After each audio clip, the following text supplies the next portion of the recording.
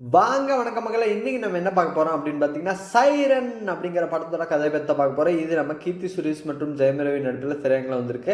இந்த படம் எதை பற்றி ஆனது அப்படின்னு பார்த்தீங்கன்னா, திருடனுக்கும் போலீஸ்க்கும் சண்டை, அதை ஊரே வேடிக்கை பார்க்கறது மாதிரி நம்ம ஜெயம் ரவிக்கும் கீர்த்தி சுரேஷ்கான சண்டை தான் இந்த படம் அப்படிங்கிறத சொல்லிக்கிட்டு வாங்க நம்ம கதைக்குள்ள போகலாம். படத்தை ஓப்பன் பண்ண உடனே ஒரு முகமுடி கொள்ளக்கார மாதிரி ஒருத்தன் ஒரு டெட் பாடியை தூக்கிட்டு வரான். அதை சதக்குன்னு பாலத்தில் குத்தி போட்டு அவன் பாட்டு கிளம்புறான்.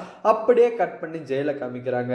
ஜெயில ஓபன் பண்ணோன்னா நம்ம ஹீரோ பேர் இதுல வந்து திலகன். இந்த திலகன் வந்து 14 வருஷமா இங்க இருக்காரு ஜெயிலுக்குள்ள. எதுக்காக அப்படின்னு பாத்தீங்கன்னா, இவரோட ஒய்ஃபை இவரே கொண்டுட்டாரு. அச்சச்சோ அப்படிங்கிற மாதிரி இவர் வந்து ஜெயில் இருக்காரு.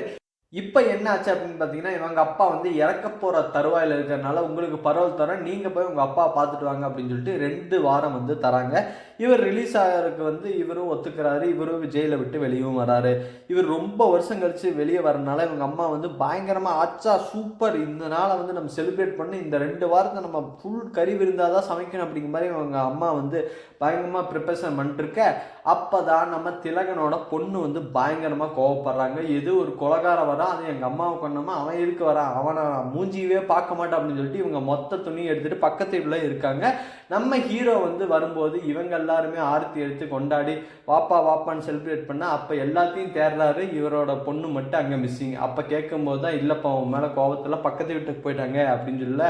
சரி பரவாயில்ல இருக்கட்டும், நான் வந்து அப்பாவை தானே பார்க்க வந்தேன் அப்படின்னு சொல்லிட்டு இவர் போய் இவங்க அப்பாவையும் பார்க்குறாரு. இந்த மாதிரி போயிட்டு இருக்கும்போது இவருக்கு 2 வாரம் இருக்குது. அந்த 2 வாரத்தில் எப்படியாவது இவர் பொண்ணை பார்த்துருவோன்னா, அது மட்டும் இல்லாமல் பரோல் வந்தனால தினம் இவர் ஸ்டேஷனில் போய் சைனும் போடணும். அப்போ தான் வந்து இவர் பரோலில் வந்தனால இவர் ஏதாவது திரும்ப தப்பு பண்ணக்கூடாதுன்னு சொல்லிட்டு ஒரு போலீஸ்காரர் வந்து கூடயே இருப்பார். அந்த போலீஸ்கார் யார் அப்படின்னு பார்த்தீங்கன்னா யோகி பாபு. அவர் பேர் இந்த படத்தில் வந்து வேளாங்கண்ணி. அவர் தான் வந்து கூடயே இருப்பார். வாப்பா என்னப்பா ஸ்டேஷன் போகலாமா இன்னைக்கு அப்படின்னு சொல்லிட்டு அவரை ஸ்டேஷனில் வந்து கூப்பிட்டு போகிறாரு. கூப்பிட்டு போய் பார்த்தாதான் அங்கே வந்து இன்ஸ்பெக்டர் யார் இருக்காங்க அப்படின்னு பார்த்தா கீர்த்தி சுரேஷ் இருக்காங்க. கீர்த்தி சுரேஷ் வந்து பார்த்துட்டு என்ன 1/2 மணி நேரம் லேட்டு, ஒழுங்கா 4லேருந்து 9 மணிக்கு வரனே ஆகணும் அப்படிங்கிற மாதிரி கீர்த்தி சுரேஷ் ஆர்டர் போகிறாங்க. ஏன்னா கீர்த்தி சுரேஷ் ஒரு மிகப்பெரிய ஸ்ட்ரிக்டான ஒரு ஆஃபீஸர். அவங்க பேர் வந்து இந்த படத்தில் வந்து நந்தினி. அந்த நந்தினி வந்து கொஞ்சம் சஸ்பென்ஷனில் இருந்தாங்க இத்தனை நாள் முன்னாடி. ஏன் அப்படின்னு பார்த்தீங்கன்னா, ஜெயிலில் வந்து ஒருத்தர் அடிக்கும்போது அவர் இறந்து போயிடுறாரு. அவர் வந்து அடிச்சனால தான் இறந்து போயிடுறாரு, மொத்த ஊருமே கொந்தளிக்க. அப்போ வந்து இவங்களை வந்து சஸ்பெண்டும் பண்ணுறாங்க. அதுக்கப்புறம் தான் வந்து அவர் ஹார்ட் அட்டாக்ல இறந்து போயிட்டார் அப்படிங்கிற மாதிரி நியூஸ் வர மறுபடியும் இவங்க ரீஜாயினும் பண்ணியிருக்காங்க. அதே நாள் எப்போன்னா நம்ம ஃபர்ஸ்ட் டைம் பரோல் சைன் போடுறதுக்கு நம்ம ஜெயம் ரவி போகிறார்ல, அதாவது நம்ம திலகன், அப்போ தான் அவங்களுக்கும் வந்து ரீஜாயின் பண்ணியிருப்பாங்க. அவங்களும் கொஞ்சம் ஸ்ட்ரிக்டான ஆஃபீஸர். இப்போ தான் வில்லன் இன்ட்ரோடக்ஷன் அப்படிங்கிற மாதிரி எப்போவுமே ஒரு வில்லன்னா எப்படி இருப்பான் அப்படின்னு பார்த்தீங்கன்னா மிகப்பெரிய ஒரு கட்சி தலைவர் அப்படிங்கிற மாதிரி காமிப்பாங்க. அதே மாதிரி தான் இங்கேயும் ஒருத்தர் வந்து மிகப்பெரிய ஒரு கட்சி தலைவராக இருக்கார். அவருக்கு வந்து ரைட் ஹேண்டாக அன்புன்னு ஒருத்தர் வேலை செய்கிறாரு. இவங்க 2 பேரும் தான் மெயின் வில்லன் அப்படிங்கிற மாதிரி காமிக்கிறாங்க.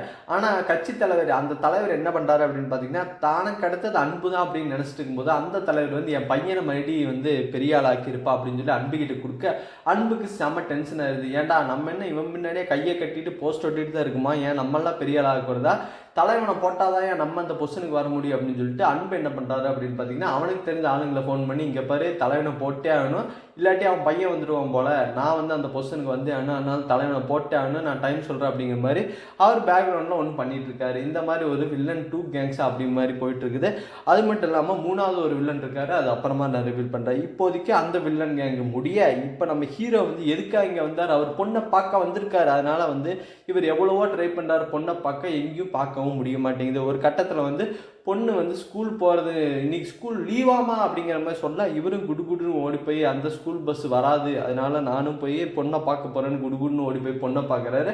அப்போ தான் மலையில் வந்து டீ கடையில் அவங்க பொண்ணை பார்க்குறாங்க. பொண்ணை பார்த்த உடனே இவருக்கு ஒரே சந்தோஷம்.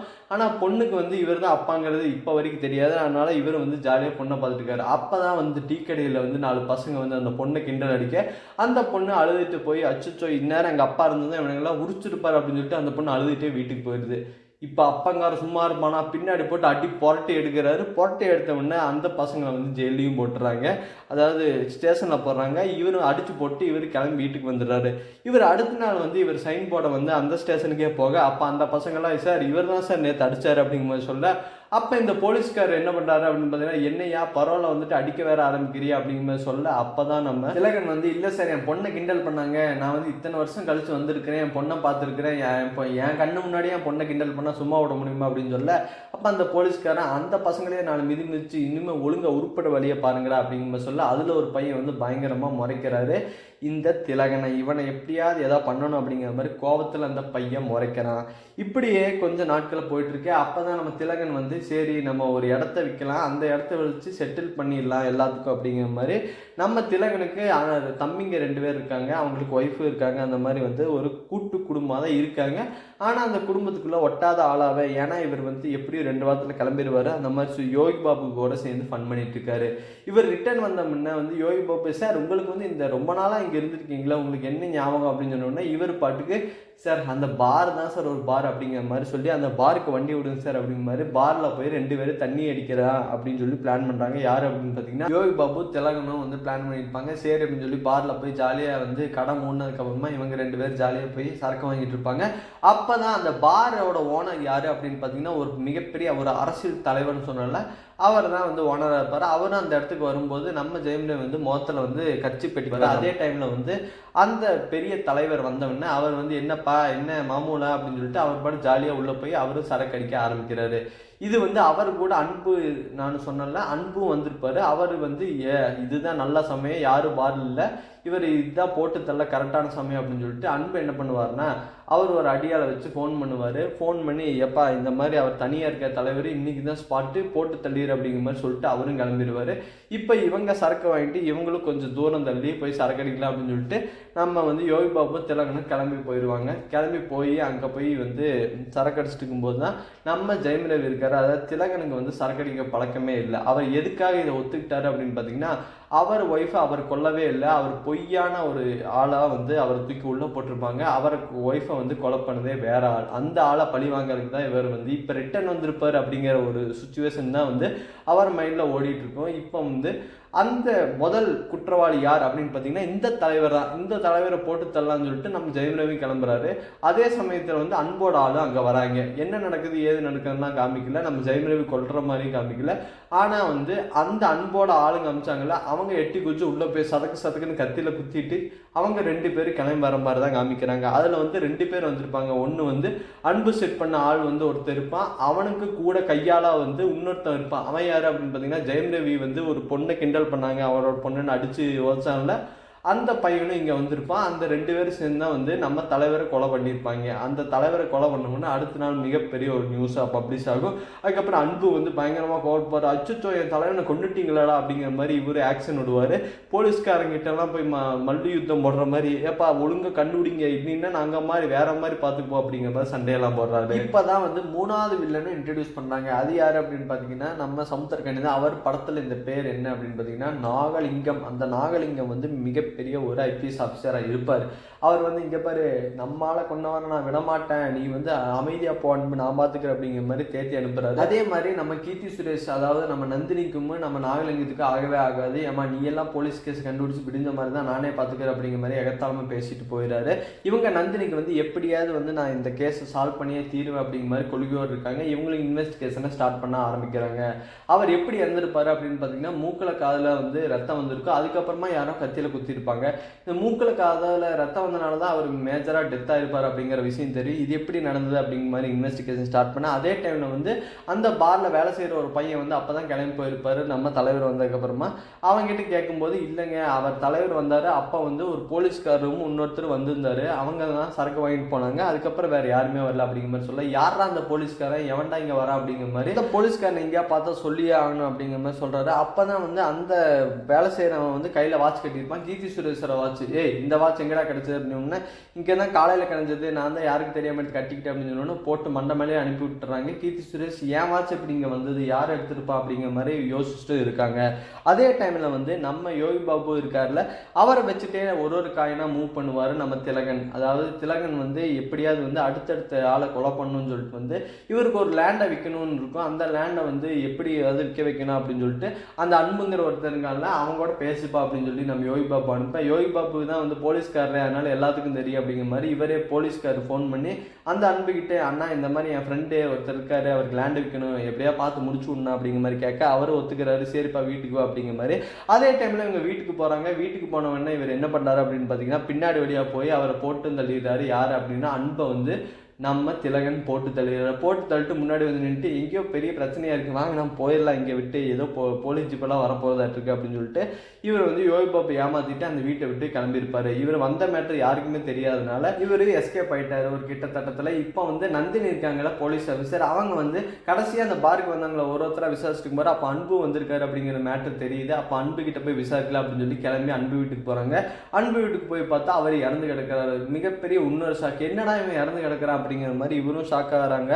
இவங்க ஷாக் ஆனவொடனே அதுக்கப்புறம் நாகலிங்கம் இருக்காருல்ல, அவங்க வந்து மிகப்பெரிய போலீஸ் ஆஃபீஸர்னு சொன்னதில்ல, அவர் வந்து ஷாக் ஆகிறாரு. என்னப்பா என் ஃப்ரெண்டு ஒருத்தனா சாகிறான், இன்னும் ஒன்றும் புரியலையே அப்படிங்கிற மாதிரி அவர் திகச்சு போய் நிற்கிறாரு. அந்த மாதிரி ஒரு சுச்சுவேஷனில் நீ எப்படி கண்டுபிடிச்சி கிழிச்சதெல்லாம் போது நானே பார்த்துக்கிறேன் அப்படிங்கிற மாதிரி சொல்லிட்டு, இப்போ நீ உனக்கு கடைசி வாய்ப்பு தர, ஒழுங்காக கண்டுபிடிக்கலின்னா அப்புறம் நீ தான் வந்து கொலை பண்ண அப்படிங்கிற மாதிரி நான் வந்து உள்ளே தூக்கி போட்டுருவேன். ஏன்னா வந்து உன் வாட்ச் தான் பாரில் கிடச்சதாமே, எப்படி நீ எல்லாம் சரக்கெல்லாம் அடிப்பியா அப்படிங்கிற மாதிரி கிண்டல் பண்ணிட்டு போயிடுறாரு. இப்போ நம்ம நந்தினிக்கு ஒரே கியூரியாசிட்டி, எப்படியா இந்த கொலையை கண்டுபிடிச்சா வேணும் அப்படிங்கிற மாதிரி. இந்த 2 கொலையை போஸ்ட்மார்ட்டம் பார்த்தா வந்து டிஃப்ரெண்ட்டாக கொலை பண்ணியிருக்காங்க. அது மட்டும் இல்லாமல் இது ஒரு பேட்டர்ன் மாதிரியே இருக்குது. ஜெயிலில் வந்து ஏற்கனவே இந்த கைதிங்க இந்த பேட்டர்ன் வழியாக தான் வந்து கொலை பண்ணியிருக்காங்க அப்படிங்கிற மாதிரி தெரிய, அந்த பேட்டர்ன் வச்சு கொலை பண்ணுற யார் அப்படிங்கிற மாதிரி போய் இவங்க விசாரிக்கிறாங்க. அப்போ அந்த பேட்டர்னை கொலை பண்ணவங்க வந்து ஏற்கனவே இறந்து போயிருக்காங்க அப்படிங்கிற மாதிரி இந்த விஷயம் தெரிய வருது. இப்போ தான் இவங்களுக்கு ஒன்றுமே புரியல, என்னடா இது நடக்குது, எப்படி ஜெயிலுக்குள்ளுக்கிற வந்து கொலை பண்ணக்காரங்க பேட்டர்ன் எப்படி வந்து வெளியே வந்து எல்லாத்துக்கும் தெரிய ஆரம்பிக்கிறது, இது ஏதோ மர்மம் இருக்குது அப்படிங்கிற மாதிரி யோசிக்கிறாங்க. இந்த 2 கொலையும் வேறு பேட்டர்ன்லாம் கொலை பண்ணியிருக்காங்க. ஆனால் இந்த கொலை பண்ண கைதிங்க எங்கே இருக்காங்க அப்படிங்கிற மாதிரி ஒரு ஸ்கெட்ச் போடுறாங்க. அப்போ தான் வந்து சென்ட்ரல் ஜெயில், புழல் ஜெயில், வந்து பாளையங்கோட்டை ஜெயில் அப்படிங்கிற மாதிரி 3 ஜெயிலும் சென்டராக பிரிக்கிறாங்க. இதில் வந்து ஒவ்வொரு கொலையும் வேறு ஜெயில் இருக்க வந்து பண்ணியிருக்காங்க. அது எப்படி இந்த 2 பேத்துக்கு லிங்க் ஏதோ இருந்தாகணுமே அப்படிங்கிற மாதிரி ஒரு யோசிச்சுட்டே இருக்காங்க.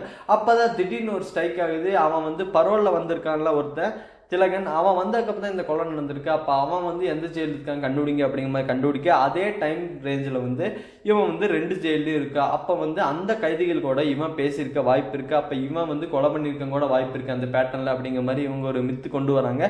அது மட்டும் இல்லாமல் வந்து அந்த வந்து கூட வந்த போலீஸ்கார் வந்து யோகி பாபு தான் வந்து கூடயே இருக்கணும் திலகன் கூட.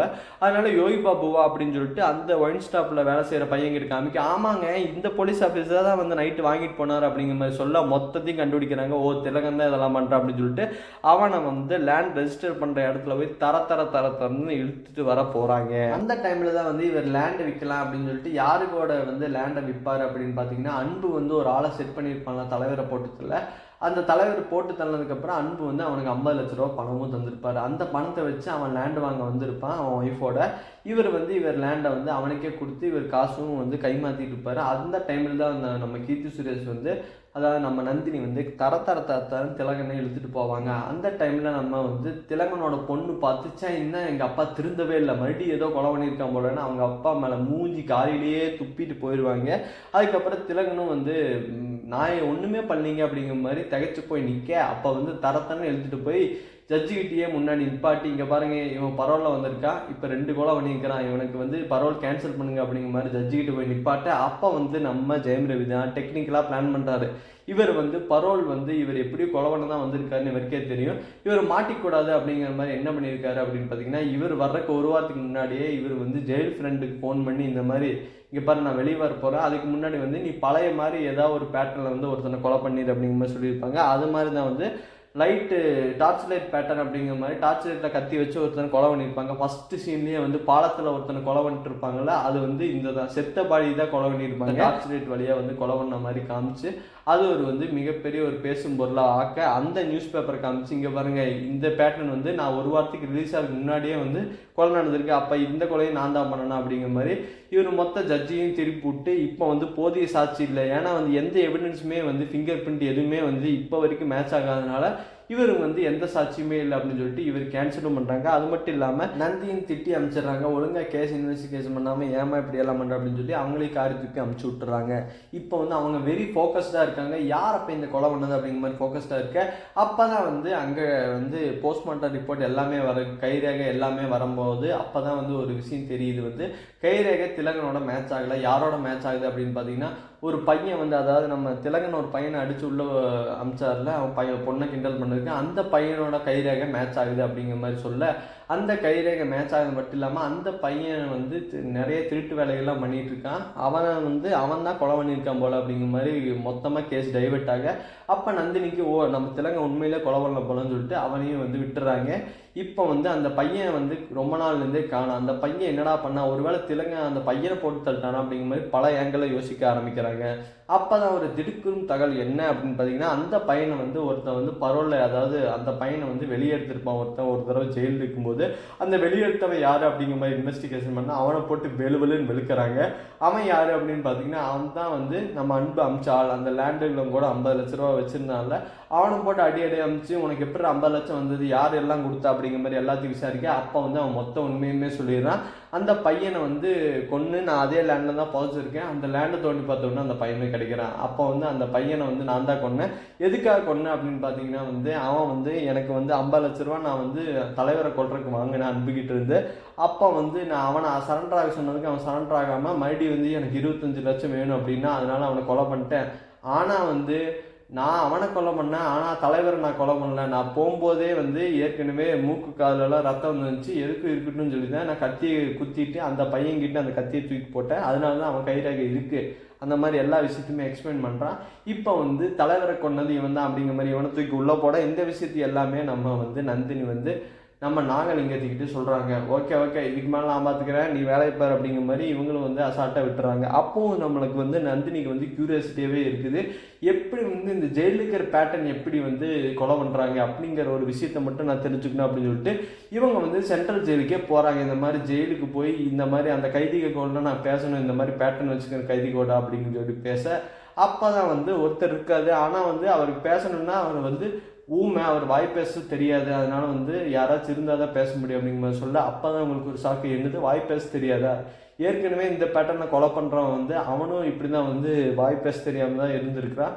அப்போ வாய் பேச தெரியாத கைதிகளுக்கு ஏதோ லிங்க் இருக்குது இந்த பேட்டர்னுக்கு அப்படிங்கிற மாதிரி ஒரு விஷயத்தை கண்டுபிடிக்கிறாங்க. அப்போ சென்ட்ரல் ஜெயிலில் இருக்கிற எல்லா வாய் பேச தெரியாதவங்களும் கூப்பிட்டு வச்சு பார்க்குறாங்க. அப்போ தான் வந்து ஒரு 4 பேர் இருக்காங்க. அந்த 4 பேருமே வந்து திலகனோட ஃப்ரெண்டாக இருந்திருக்காங்க ஜெயிலில் அப்படிங்கிற விஷயம் தெரிய, அப்போ தான் வந்து திலகன் தான் அப்போ எல்லாத்துக்கும் மாஸ்டர் பிளான் அப்படிங்கிறத மறுபடியும் வந்து கன்ஃபார்ம் பண்ணுறாங்க.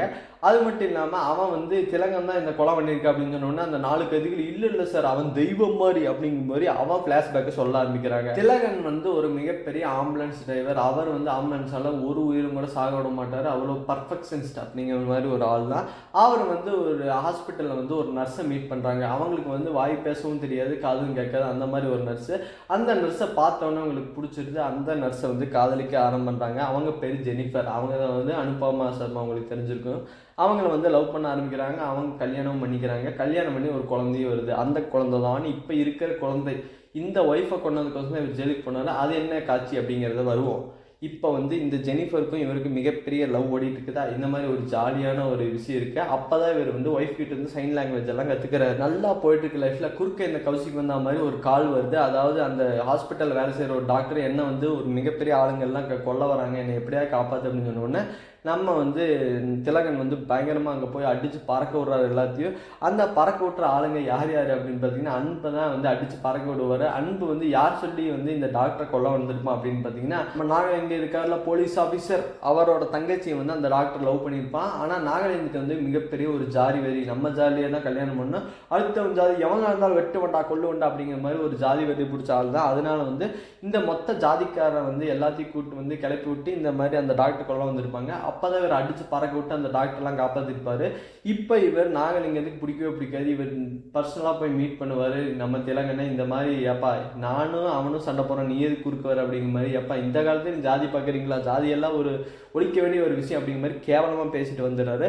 அப்போ இவருக்கு நாகலிங்கத்துக்கு வந்து ஃபஸ்ட்டு உன்னை கொள்றேன்டா அப்படிங்கிற மாதிரி என்ன பண்ணுறாரு அப்படின்னு பார்த்தீங்கன்னா, உன் ஒய்ஃபை கொள்றேன் அப்படின்னு சொல்லிட்டு ஃபஸ்ட்டு எடுத்தோன்னா ஒய்ஃபை கொட்டுருவார். ஒய்ஃபை கொண்ட உடனே அந்த பழியை தூக்கி நம்ம ஜெயம் ரவி மேலேயும் போட்டுருவார், அதாவது நம்ம திலகம் மேலேயும் போட்டுருவாங்க. அதனால தான் இவர் உள்ளே இருக்கிறாரு. இவர் உள்ளேருந்து வெளியே வந்தவொடனே இந்த 3 பேர்த்தையும் கொள்ளதான் பிளான். இங்கே எங்கடா தலைவர் எங்கடா வந்தான் அப்படின்னு பார்த்தீங்கன்னா, தலைவர் இருக்கான்ல, தலைவர் அந்த கட்சி தலைவர் தான் வந்து இவர் ஒய்ஃபையே கத்தியால் எடுத்து குத்திருப்பார். அதனால வந்து இந்த 3 பேர் தான் வந்து இவங்களுக்கு காரணமாக இருப்பாங்க ஒய்ஃபை கொள்றதுக்கு. இவர் ஜெயிலுக்கு போகிறது இந்த 3 பேர் தான் காரணம். அதனால தான் இந்த 3 பேர்த்தையும் கொள்ளலான்னு வந்து பிளான் பண்ணியிருப்பார். இப்போ 2 பேர்த்தையும் கொள்ளிட்டாரு. மிகப்பெரிய ஒரே ஒரு ஆள் யார் அப்படின்னு பார்த்தீங்கன்னா நாகலிங்கம், மிஸ்டர் போலீஸ் ஆஃபீஸர்.